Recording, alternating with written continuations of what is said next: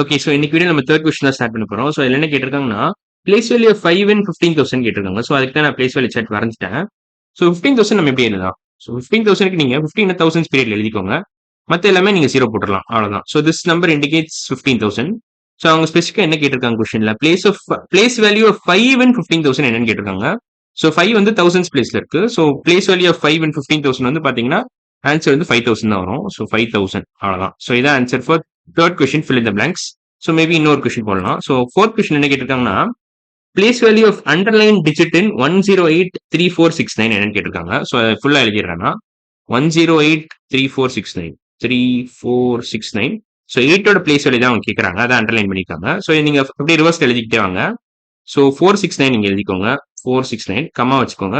அப்புறம் 83 எழுதிக்கோங்க. இங்க மறுபடியும் கம்மா வச்சுட்டு 10 எழுதிக்கோங்க. அவ்வளவுதான். ஸோ இப்போ 8ஓட பிளேஸ் வேல்யூ என்னது? 10,000 பிளேஸ்ல இருக்கு. ஸோ பிளேஸ் வேல்யூ ஆஃப் 8 தான் கேட்டிருக்காங்க. 8 ஏன்னா 8 தான் அண்டர்லைன் பண்ணிருக்காங்க. ஸோ ஆன்சர் வந்து 8 இன்டூ 10,000. ஸோ 8 10,000. ஸோ நீங்க அதை 80,000 கூப்பிடலாம்.